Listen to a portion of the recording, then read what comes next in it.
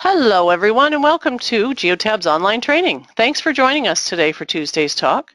This is Carrie Carter and today I'm going to give you a software demo of MyGeotab. It's going to be a general overview, some of the tips and tricks and some of the highlights and the differentiators that we are in the telematics market. All right, what I have in front of us right now, you can actually see this is our lovely little telematics device. It's a simple plug-and-play device. And it is very, very rich in many different areas in telematics. To start with, I'm going to say that basically we have something that's kind of unique in Geotab, and that is that we make our own hardware. So that device there, we develop it ourselves. We develop our own firmware, so it's in-house. It's not offshore somewhere. We haven't contracted our firmware out to somebody else, and we develop our own software. So it's really unique in this field in that basically if we want to go talk to somebody and find out some information, we walk over to another department or we talk to somebody that way, and we don't have to call offshore or we don't have to call somewhere else to find that out. So it's really unique. We take care of the whole thing in-house. That is definitely a differentiator here as we manufacture the whole thing on our own. All right, it is a very easy install. As you can see right here, it plugs right into what we call the engine port or the OBD2 port. This is a simple 16 pin. We have all of our pins connected, so we get some very rich, excellent data recording. And it is a simple plug and play. I can do it myself, and I have. If you find that we need to push it up out of the way or we need to take it away from your knee because it might be in the way for that, then we also have some really simple harnesses that we can attach to that. Or we can also plug it into, I'll say, a 9-pin connector for the medium and heavy duty vehicles and even a 6-pin. We can even plug it into something that is an older vehicle and it doesn't have a diagnostic port. So our options are endless in that regard. If we have an engine and it doesn't matter how it's running, we can connect to it because we even have what we call a 3-wire, which will also, we can hardwire in and get all of that rich data for GPS as well. Out of that, we have got a very easy install. It works in any vehicle. We can use it with harnesses or it can plug right into the port, whether that be an OBD2 port like this plugs right in, or we use a harness into a 9 or a 6-pin. So very easy to work through. All right, what else we can also find with this device is that we have some very rich engine data. We get things like VIN and odometer, and we're very good at that. In any late model vehicles, 2008 and newer, we're always getting that information. We get fuel data, very rich fuel data. Some vehicles are a little bit different than others, but we get fuel data. Who isn't interested in fuel these days? We also get things like our battery voltage and our coolant levels and all kinds of engine faults. And wonderful part about this is that we can either make it a little bit that you want to see or a lot that you want to see. So depending on what your needs are, depending on, once you get used to this part of it, we can add to that and we can grow with you as your needs grow. So that's kind of how we look at all of our data, and our engine data being so rich, we sometimes don't want it right off the bat. Something else that's inside this nice little device right here is what we have is an accelerometer. We have an accelerometer chip, and what that allows us to do is get a lot of safety data. It checks any movement in any direction. It goes left and right, front and back, up and down. So with that accelerometer chip, we can get harsh driving events, even possible accident detection, so that we can reconstruct accidents. And I've seen our support engineers actually reconstruct accidents just saying they were hit from behind and then they pushed off to the left and hit someone else from behind up ahead of them after that. So reconstruction of accidents is also something that can happen, all because that accelerometer chip works so well. We also get some great seatbelt data. Again, on any late model vehicle, 2008 and newer, we are usually getting our seatbelt, and who doesn't want to know about that for safety? Inside this device, we also have beepers, and the beepers are great for driver coaching. That's kind of the way we look at that. It will help the driver to be able to correct it. Of course, we always have reports that can be sent off to the driver manager or the fleet manager. We also have this little thing inside this device right here that will just beep at the driver to say, you know what, you forgot to put your seatbelt on, or you need to slow down because you're speeding. So we have some great driver coaching right inside the vehicle. It's a real-time thing. So it happens right then to correct the driver and to help him. What we also have is an expandability option, which is right this little box right here. It's just a basic USB mini port, which allows us to be expandable into all kinds of other needs that you might have, it might be a regular fleet or a mixed fleet. We can do things like NFC readers, which would be for drivers so that they can swipe into their vehicle. Basically, they're logging onto their vehicle, and then we could run reports by driver as opposed to by vehicle. Or we can do Garmin messaging, which would be excellent for dispatch. We can go right through the software and we can send out a message through the Garmin, all connected right through this little box right here.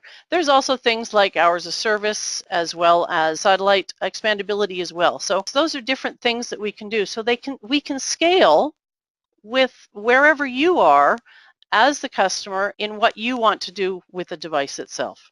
And again, if you want to start something simple, we can do that and then grow with you as you're ready to go.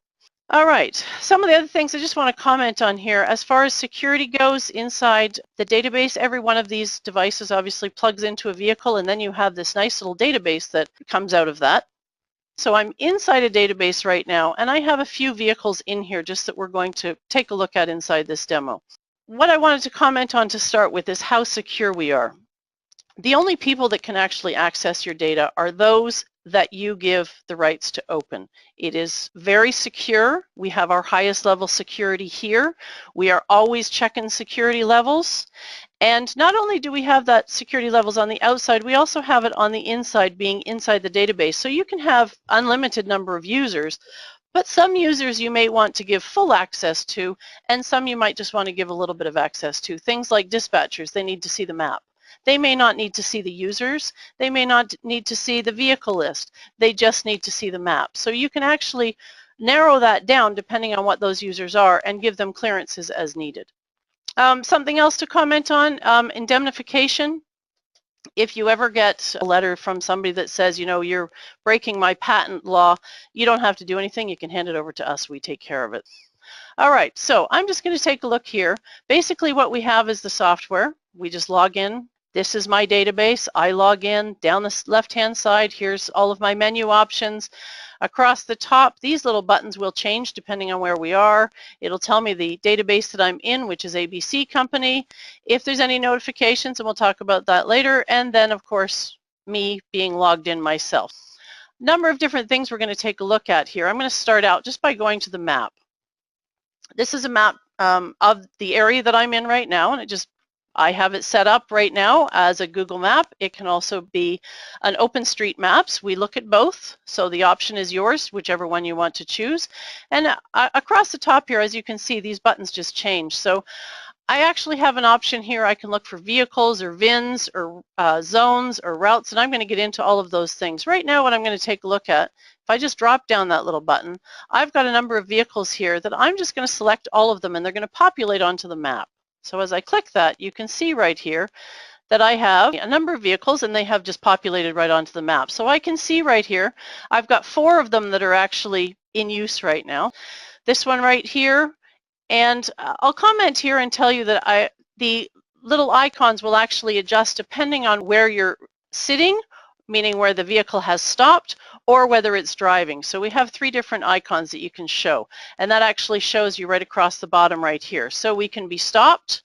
We can be stopped inside a zone, which would show as a star, and a zone is a known area or a geofence that we have identified in the database to actually identify that this is an area that I want to look at, I want to report on. It might be a customer zone, it might be a plant location, a distribution center, anything like that. So this vehicle here is actually stopped inside a zone, as well as this vehicle here, and I can tell that because it's actually a star. I also have some squares here, and I can see that this vehicle is stopped just in that location, and it will actually tell me exactly where that location is. If I just look on the box in front of me here, it says the truck number, and it's identified that it is stopped, when it arrived, and the location that it's at. As I hover over each one, I can actually see what my vehicles are doing. There isn't anything driving right now, so I don't have any triangles. However, if I look down the left-hand side here, I can actually see a list of my vehicles and see what's going on with them. It actually tells me right here on the left that they're stopped, what their location is, it'll actually give me an address, or if I look right here, it actually gives me a zone. And we'll take a look at zones a little bit later, but it's just a nice way of being able to say, you know what, I know exactly where that vehicle is. So some of the things that I can look at on the map here, if I just do a simple left click, I have a number of different options I can choose from. I can go look and edit the device or the vehicle so I can find out some more information. I might need to know the odometer reading or something like that, and I can get it right from there. I can show the trip of how it will get there, and I'll take a look at that in a second. I can assign a driver to a trip. If I have a larger fleet or a fleet that I need to look at the drivers and they log in themselves as opposed to just a vehicle search, I can do that. I can find certain addresses on a map, and I'll show you that in a second. I can do a street view, which would take me out to a regular Google Street View. So you can see there's all kinds of things that I have here. Adding a zone, I can do that quickly right off the map right here. I can also find out some road speed detail because we do have posted road speeds. And we look at them. We look at two different ones, which is Navtech, it's a pretty standard one, and then OpenStreetMaps. Right off the map right here, I can find out all kinds of information. Something I want to comment on, we can also update the posted road speed right here, and that's a great way to be able to, especially if you're in an outlying area that the maps may not have posted road speeds, you can actually get it updated right here, and it becomes part of your database. And then there's something else here which is excellent for dispatch, and that's nearest. So you can actually find out what the nearest vehicle is to the location you're looking at. All right, so I'm just going to click right back over here, and I'm going to do a search for an address. And you can see here, as I search for that address, it actually looks right through Google to find out what I'm looking for. And as I type it in, I can actually see that it's found it. So if I click on it right here, it's actually going to take me right down to Yonge Street. And then, neat part about this, it's going to give me the miles away for each vehicle. So if I look right here, I can see who the closest is to that location. Excellent for dispatch. So it actually shows me that this vehicle right here is 19 miles away. Well, if I needed to get him or something to that location quickly, I can simply send a message out if it's a Garmin, or some way get a hold of him. If I have a Garmin, I can do it through a message and say, can you please go to that next location? This is the address that I need you to go to. So it's a very simple way to do that right off the map. All right, so I can actually search for a location, found it on the map, and then I can go ahead and contact this driver and ask him to go and find it. So it shows me right here how far away each thing is. Now, what I have identified here is a nice little zone. And as I hover over it, you can actually see that I'm at Yonge Street. That's the address that it's at. It is a customer zone, and that's the way I have it set up. All right, let me just zoom back out here, and I can actually see my vehicles. There we go. Oh, look, now I actually have a vehicle that is driving currently. You can see that as I go, dispatch is great for that. I can see right on the map exactly what's happening. So as I hover over that, I can see that it's driving 23 miles an hour. And I can also see, again, not just down the side here, how far away the vehicles are, but I can also see as I hover over it, and right here, it's actually telling me it's 20 miles away and it's driving. So great for dispatch. I get this all the time. It's a wonderful way to see what's going on with the vehicles at any given time. I can look right on the map and find it. I can do basic address searches. I could do a VIN search. That happens all the time. I don't know my vehicle name, but I can tell you the VIN. I can do a vehicle search and find it that way. I can go and click and find out the nearest vehicle to a certain address. It's the kind of thing that you go, okay, where are my vehicles? And I can get that right from the map. Some of the other things that I wanted to comment here, I'm just going to take a look at any one of these vehicles. I can say, well, how did they get to that location? So if I take a look right here at John Smith, and I click on that, I can actually see, and it says, show my trip. So I'm going to click on that, and it's actually going to be a great breadcrumb trail, and it's going to show my trip of how I got to this location. Now, it's a little bit busy at the moment. I've got all kinds of other things showing up here, so I can clean this map up. These are known locations. These are zones, and those are the things that are highlighted right there. They're kind of bold. So neat little option that I have here, I can actually clear those zones up so I can clean up the map a little bit. I'm going to turn off those zones, and now it's nice and clean. Now, what I can also show you is that I have some little things here that we'll talk about afterwards, but these are some rules that I have broken, is what that is. And I can clean those up as well, so I don't need to see those. And then I can see that nice little breadcrumb trail, and if I zoom in, the beauty behind what we do in our data is we're actually getting true pieces of information. We take second by second data. We don't send every second piece of information. We send data as we need to, and I'll explain that a little bit as we go. But because our data is so rich, we can get a true breadcrumb trail of what's going on in the vehicle.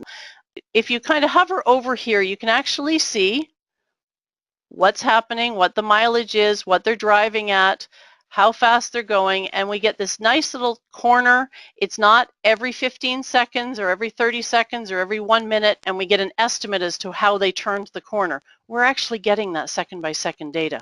Now, let me explain how we record information, because that will help to explain how that beautiful breadcrumb trail is.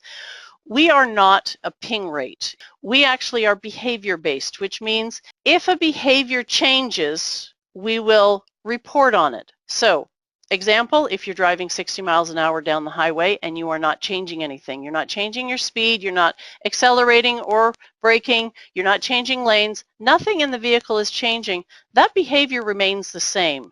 We might actually wait a whole 100 seconds before we actually report anything through, because nothing is changing. However, if you go and change lanes, you speed up, you slow down, anything else going on in the vehicle, putting on your blinker, whatever that might be, that's a behavior change, and therefore we are going to record it and report on it so we can get all of the data that's pertinent to show you not only that beautiful breadcrumb trail, but also to check all of our rich engine data. Things like battery levels and coolant levels as they happen, not 15 minutes into the trip. So this kind of idea shows you can actually see these little arrows right here. So this would be about the idea of, okay, there's probably a behavior change happening here, so that you can actually see that we are recording it as we go, and you're getting all of that rich data right there. You can see that's second by second information if that comes through. Otherwise, we might get a 40 miles an hour and down here a 44 and nothing in between. That's a great way to see, how did I get to that location? I have one customer that actually said, well, I took my 10 hours of overtime that people were coming in with, and it's now been narrowed down to 1 hour. Why? One of the things that they can look at right on the map is how they were getting to those locations. They don't have to go all the way around the city. They could go through the city and it would be a direct route. That's the idea of what you can do right on the map. It works wonderfully. Now, this is actually showing me just today, because by default that's what it shows you right here. I can go through any other day as well. I'm just going to clear the map right here to start, and I'm going to trip back through a few days. You can see just by clicking through here, I can actually see any particular day. So if you have somebody that needs to see a particular day, I can just flip through here. Both of my arrows are there, and I say, you know what, I need to see that particular drive. So I'm going to click just up at the top. It's really simple. I just touch on it, and now it's giving me the entire trip. So I can actually see from my start point all the way down through and down to my end point. And it gives me a nice little trip line right here, and it shows me where each stop was. Now, I have an option here of just clearing off my screen so I can see more of this trip detail, and I'm going to do that here. Just by using that little arrow, first I see the whole map, and if I open it up, I get all kinds of rich information right off of my trip history. So I can find out each one of my stop locations is a line, and the overnight stop is always the one right at the top because that's my day, and I can find out the information, how long they stopped for, the total amount of time that was stopped, the idle time if there was any, and this is a trip idle time. Tells me from start to finish from ignition cycles. Right here, great way to see this. This is actually a zone. I have it located as my home zone, so I can see that this is my location. Nothing else is actually a zone, only this one right here. Now, as I hover over one of these, I just want to comment on this, it will actually tell me my trip start and end time. So I can actually see that I probably just jockeyed around here within this location. As you can see, it didn't move the location here. And it really wasn't happening. Nothing was moving until this one here. So I'm going to hover here, and you can see that I started at 17:59, and then the trip ended, which means that was my next stop location at 20:03. So it's very detailed on exactly what the trip information is. And again, as I go across it, this is the stop information. I can open this up again, showing it on the map just by clicking on it. And if I click again, I get less information, more trips. So I have 3 different options there, and it's a great way to see right on the screen everything going on with your trip. It's historical data. This is from 2 days ago, but it could be from 6 months ago. All of that information is there. I just travel through the dates that I want. Okay, I can find them very easily by going into my options and choosing the dates that I want to pick, or I can just flip through it with my arrows right there. The map is an excellent spot for productivity. It really tells you everything that's going on. It tells you things like your zones, if you've hit them, if there are any. I'm just going to zoom back in here. Let me clear off my map here, and I'm going to come back over to today's date. Again, if I click on that, I can actually see my locations. Now I'm going to add my zones back in.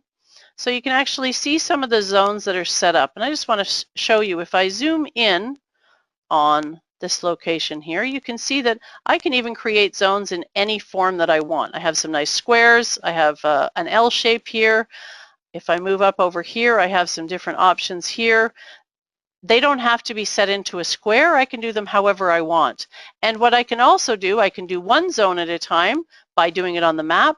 And what I can also do is I can actually, and I'll just comment here, open this back up, I can even import zones. So I can do hundreds of zones at a time. It's really unlimited. And all of my zones would be populated for me. Works great when you have many addresses to bring in. You don't have to go onto the map and do it. So you can see here both of these locations are identified as zones.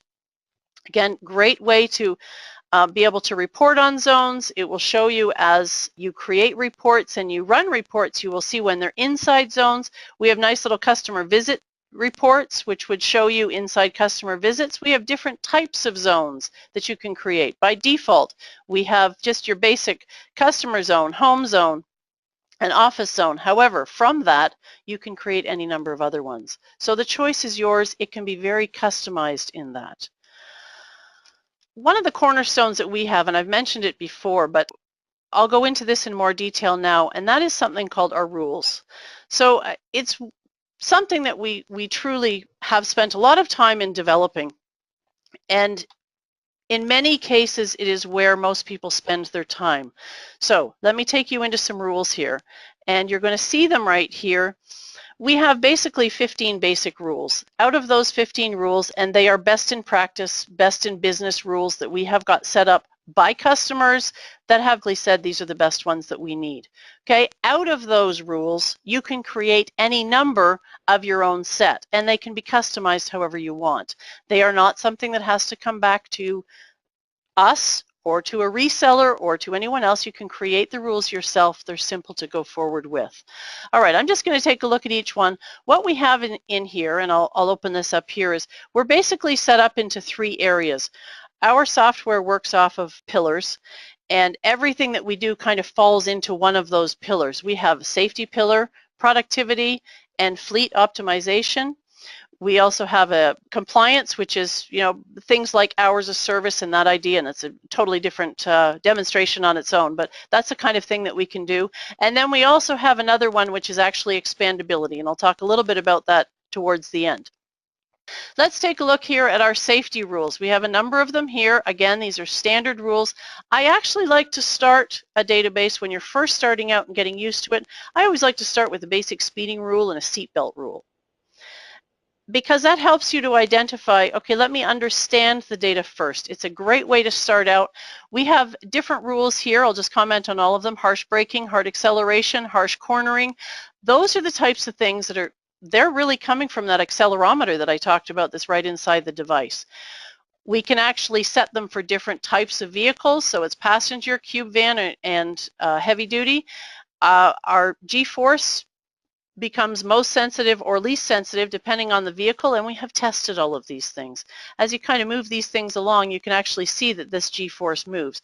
So we have done that testing, and in actual fact, we spend between 20 and 22% of our revenues in research and development. Depending on the type of vehicle it is, obviously the center of gravity changes, and that's why our G-forces are changing. So we can adjust that accordingly. If you have a mixed fleet, we can set up different rules for different types of vehicles, and we can have those all grouped as we need to. All right, so those are the types of things that you might look at as far as safety goes. We have our speeding rule, as I mentioned, and our seatbelt rule. We also have one which is after hours usage that, again, different work hours can be set up, all taken care of right inside the software itself, and you can have different work hours set up for different people, meaning in office hours versus plant hours versus maintenance hours, that type of thing. You can also have it set up for shift work, that idea. So it can all be set up that way. Our after hours usage is triggered when a vehicle is driven outside of work hours. Why? Because sometimes that's not safe. People want to know about it, and that's where that rule comes from. One that we like to comment on here, and it's a great way to talk to you about this, we can actually have an immediate notification sent forward. Now, any of these rules can be sent as an immediate notification, but a possible accident is one that we really like to look at here, because it's nice to know what's going on with your fleet. And if there's a possible accident, meaning it could be a fender bender, but if there's a possible accident, it will delay your vehicle. You might have to get a different vehicle to get out and do something else to cover off the rest of that day or the next half hour, that idea. But this possible accident can be set up so that it would be an automatic notification.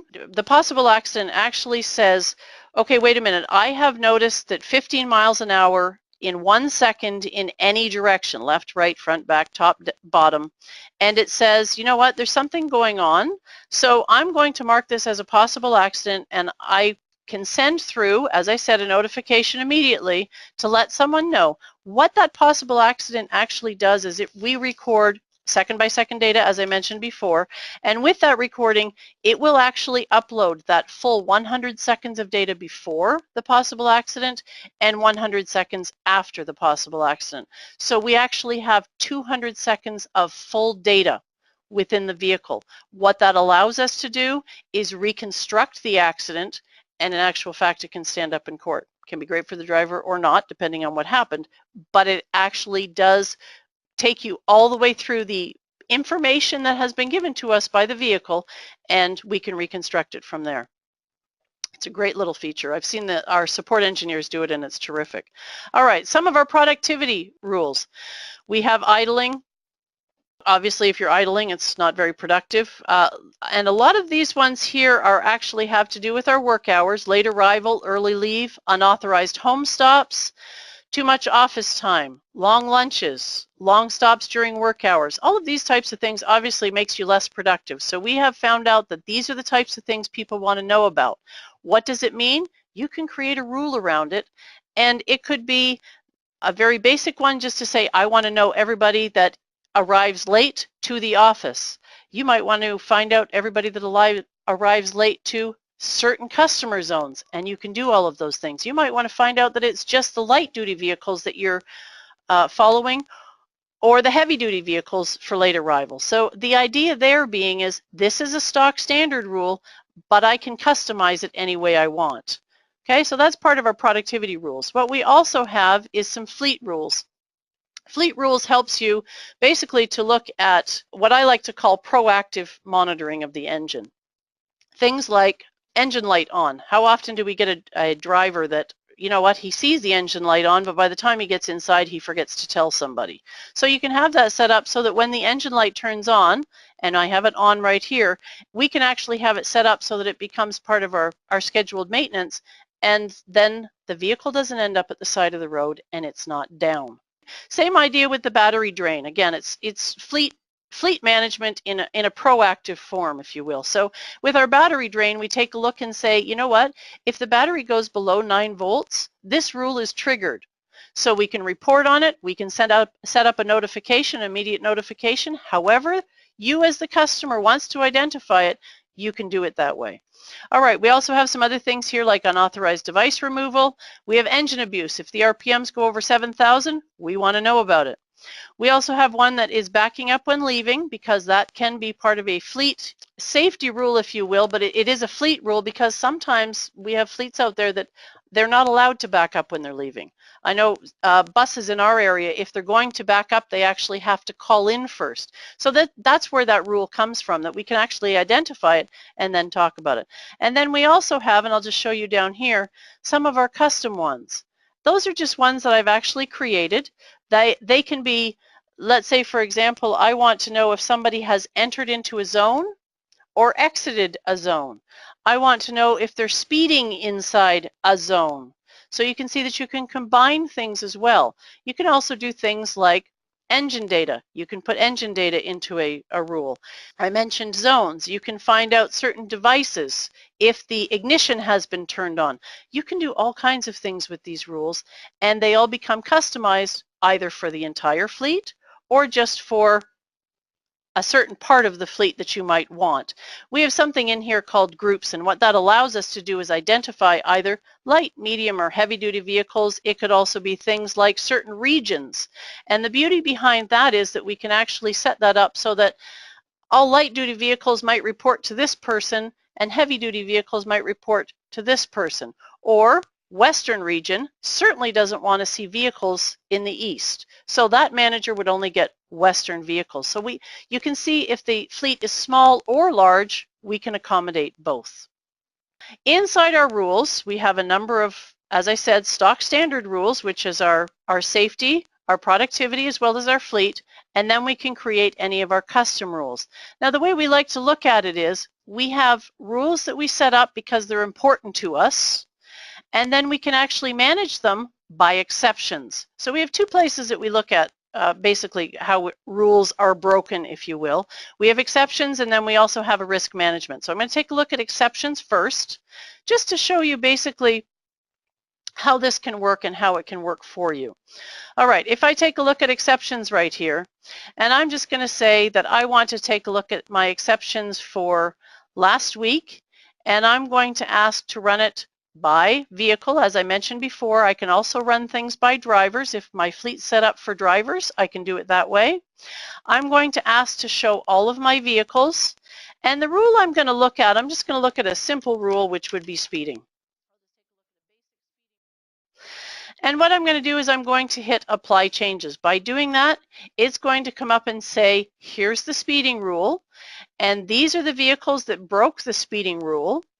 This is the amount of time that they spent breaking that rule. This is the number of miles that they spent breaking that rule, and this is the incident count. Now, if I look at this and I go, uh-oh, this person did an awful lot of speeding. So I probably need to look at that in more detail, and I'll come to that in a second.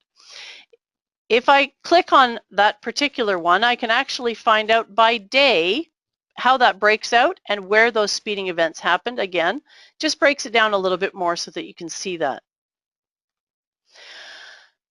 I can do the same thing with any one of the other vehicles. In this particular case, it is showing me that it broke it on this date at this time for 38 seconds, and it was on this particular location, and this is kind of neat because it actually shows me it was doing 75 miles an hour in a 62. In other words, here's your posted road speed. This is what they were doing to break the rule. And then the amount of time again, the miles, and the incident count. An overview of what's going on with your fleet, how often it's happening, and what's happening with it. All right, so what I can also do, if I take a look at this and I say, you know what, I need to look at this guy in more detail. I really want to find out what's going on with just this vehicle. So I'm going to go back into my options, and as opposed to having all of my vehicles selected, I just want to take a look at this vehicle right here. And the rules I have selected are still my speeding rule because I need to go into detail and figure out what's going on with this person. Okay, basic coaching instruction. So I'm going to apply my changes, and now I'm going to go in and I'm going to take a look at the detail of this particular person and see what's going on with those exceptions. Now, what's going to happen here is it's going to go through and give me all of those speeding incidences, the 150 are all listed here, so I can actually see what was going on. And if I take a look here, I can actually see where those speeding events happened, what my max road speed was, what the actual posted road speed is, when it happened and the time, and the duration as well as the distance. So I can take a look at that, and sometimes I might look at these ones right here and say, you know what, it wasn't long enough. They corrected themselves very quickly. They didn't go far enough, so it's okay. I might want to have changed that rule, which I can do, to say only tell me that the rule is broken if they speed for over a minute. So those are the kinds of things that I could adjust with that. But the exceptions are a great way to see in detail if you need to, but a nice summary overview of everything that's going on with those rules and those rules that have been broken. That would be my basic exceptions. It's a great way to do summary. It's a great way to get your counts and detail if you need it. What we also have is a risk management report. I'm just going to go into the activity here, which is another option on my menu. And right here is my risk management report. Risk management is a great way to show some of your safety information. So if I look at this, I can actually see a little bit different information. I see with each one of the vehicles, I can see the distance that was traveled. I can see the idle time that happened, if there was anything idling over 5 minutes, and the after hours trips that were set. So these are the types of things that I can find out right from here in the risk management report. Again, great way, gives you a little bit different information, but it does give you some information that's very valid if that's what you need. My distance here on this vehicle, I can see that I did almost 1,000 miles last week. And in that 1,000 miles, there was only 2 minutes of idle time. Terrific. Number of after hours trips, again, if you're interested in the hours, we have them set. We can set them up accordingly, okay, however your fleet might run. Some of the exception events that happened, I only chose speeding, so it actually tells me it was 150 times for 5 hours and 16 minutes, and a total of 372 miles I was breaking those rules with. Okay, so in the risk management report, it just gives you another way of showing that information, and a little bit different information's in there. All right. We also have some other options across the top here, and these are just basic ones. Sort by name. We can also do sorting by idling time or speeding. So we have different ways of displaying them here. And then we also have a view button. And I'm bringing this up here because you may have seen the options button in a few places. But again, these buttons change depending on where you are. This view button right here is also how we do our reporting. So in different areas, we have different types of reports. And I can just open that up and I can see a whole list of different reports that have been set here.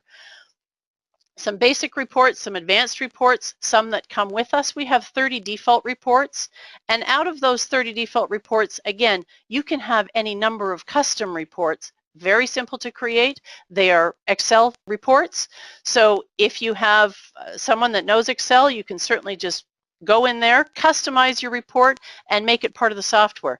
And then what's nice about it is you can have it set up so that it sends that report to, I'll say, the risk manager, the fleet manager, whoever that might be that needs the report at the beginning of every day, so that when they get into their office, 6 a.m., that report is sitting there for them. They don't have to pull it. You can actually hit it and email it out to them. So there's all kinds of different things that we can do with this information, land it on someone's desk, or they can come in and find out the information from here. So that's pretty much our risk management report. It's really good for our safety data, and it gives you distance. It's not necessarily only for safety data, but that's a big part of what we have there. All right, something else I want to comment on, and I think it's very useful, and who isn't interested in our basic fuel usage? Everybody wants to know about fuel. How are we doing with it now? What's happening with it? What does our fleet look like? And how are they using our fuel? So I'm just going to take a look at this fuel usage report right here, and I'm going to have it set up for last month, and the vehicles that I have, I'm going to select are going to be all of them. Now I do want to make a comment on here. This is a mixed fleet. I have some older vehicles and some newer ones.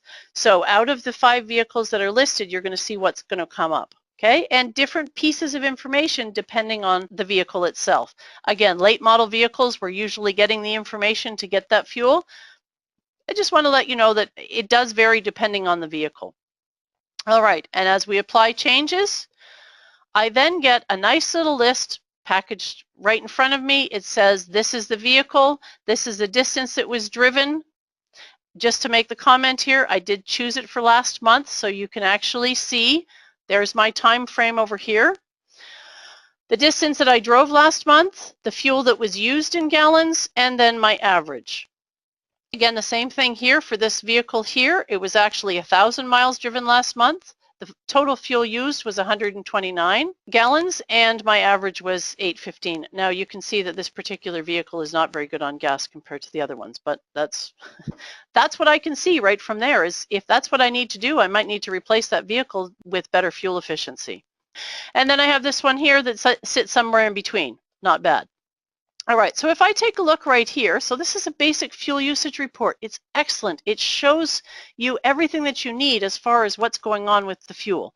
If I click on any one of these, if I can get the information, nice little added feature. This is our fill-ups. It is beta, just so that you know, because we are always getting new information about fuel. There's about 9 points that we get out of fuel, depending on the type of vehicle that it is. And based on those 9 points, we can get different pieces of information. So if we can get it, we will report on it. If we can't, we won't. Obviously, we will not give you incorrect data. All right, some of the things that we can see here, where the fill-ups occurred, what was filled up, your average, and the mileage. In this case, you can actually get right here as well. So that's your odometer reading. That is not GPS mileage in this case. That is actually odometer from the engine, which is terrific. Okay, so we can actually see what's going on there. Now, another added feature, great little thing that we have is a little graph right here. If I click on that, it will actually show me what my fill-ups are. I'm just going to turn this off here so that I can see. Nice, little cleaner. There we go. I can actually see how it goes down, and these are data points that I'm getting. Those are all the points that I actually get from the engine, and based on that, we've created this nice little graph that shows you, okay, I would say that the vehicle was quite empty right here before it was filled all the way up, and then not so bad on the rest of them.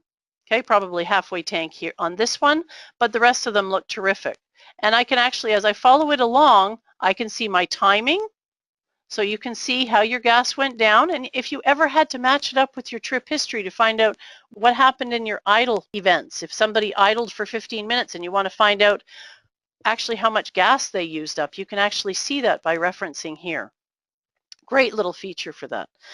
So that's the type of thing that we can do with our fuel usage reports and our fill-ups. Keep in mind that we don't get it on everything, but late model vehicles, we are getting some great, rich information.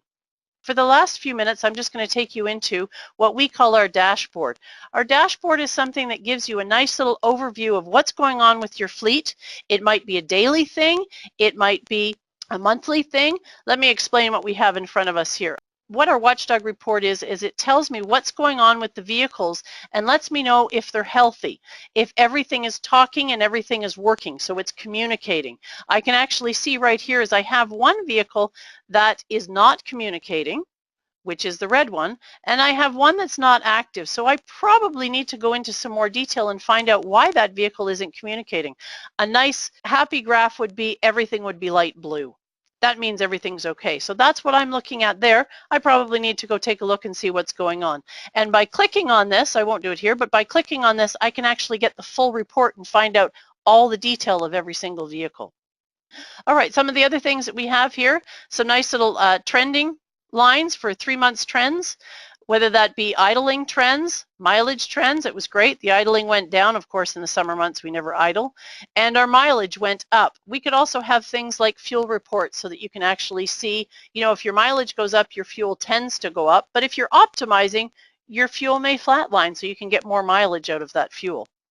We've also got things like top 5 speeders, if that's of interest. Nobody sped yesterday, but if we have top 5 speeders, we could actually see who is best and worst. We have our daily mileage so that we can see our utilization in our vehicles if we want to. What's going on with our vehicles? I can look right here and see that this Honda Accord is definitely being underutilized. How can I do that better? And then I have some other things here, one other thing here to comment on, which would be idle time.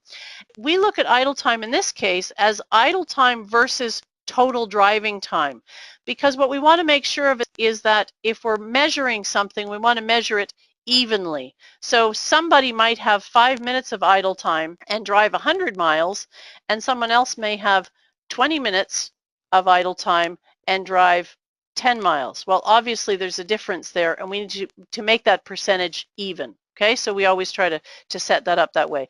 Again, that is a report. It's been customized because that's what we wanted to see.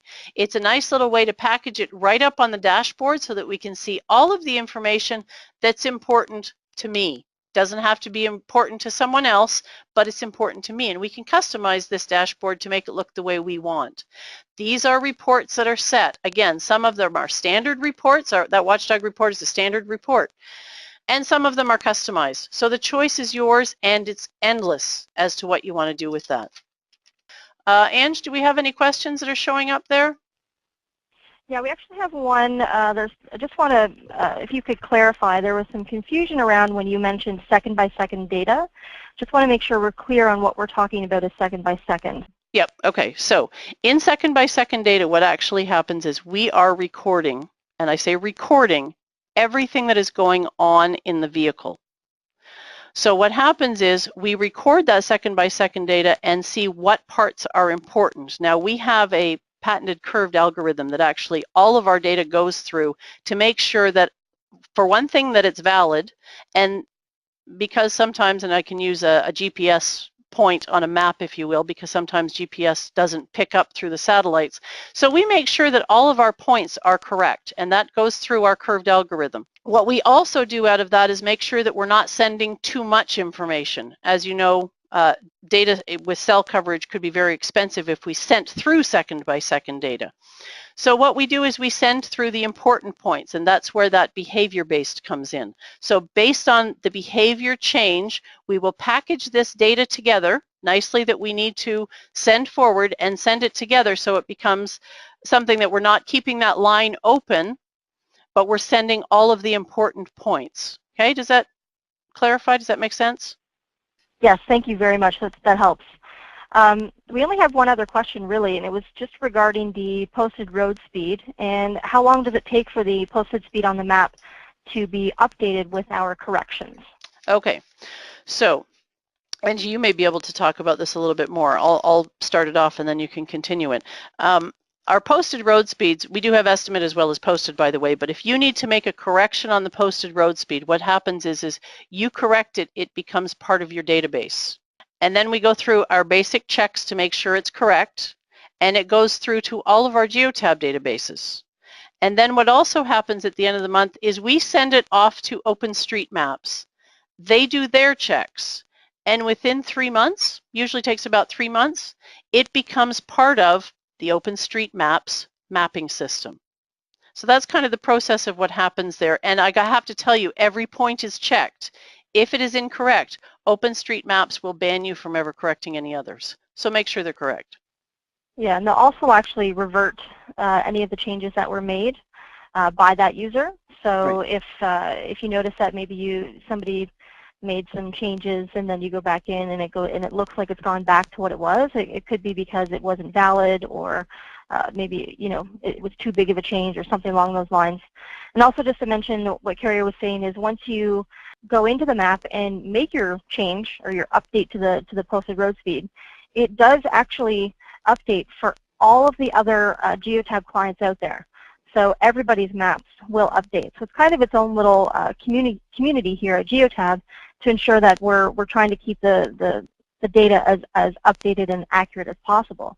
One other point to make on the updating of the posted road speeds is we do have security clearances.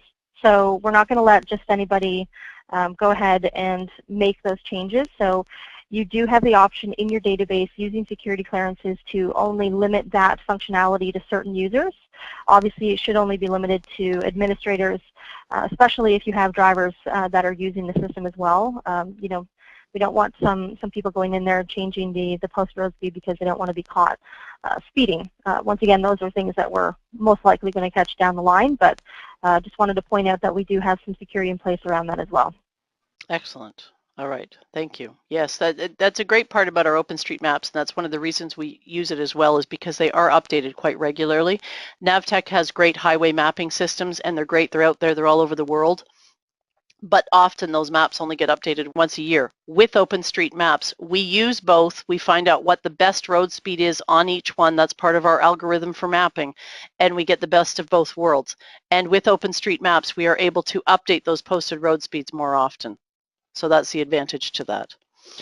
All right, is there any other questions? Somebody was asking about the second by second in our algorithm, if it's on the old Go4 or Go7 only. It is on all of our units. All right, terrific. Okay, so if you have any questions, please don't hesitate to reach out either to your reseller or to us as an account managers. We're all here to help you, and we will certainly assist in any way that we can. If I've missed any questions, just fire off an email and we'll come back to you and help you however we can. I also wanted to comment here that we do have open customer webinars that are upcoming, and they are available on our website. If you go to geotab.com and you go under our resources for webinars, you can certainly sign up there for anything that's of interest. There is also some past training sessions there. I'm just opening this up. This is our actual geotab.com website, and we have a great list of training sessions here that will take you into webinars, training, and of course our development channel. So there's all kinds of information here. Please don't hesitate to sign up for anything. These are always being added to, new ones coming out, and you can also look at any of our past tense with our training and webinar videos. Thank you so much for coming. We hope to see you again soon, and have a great afternoon.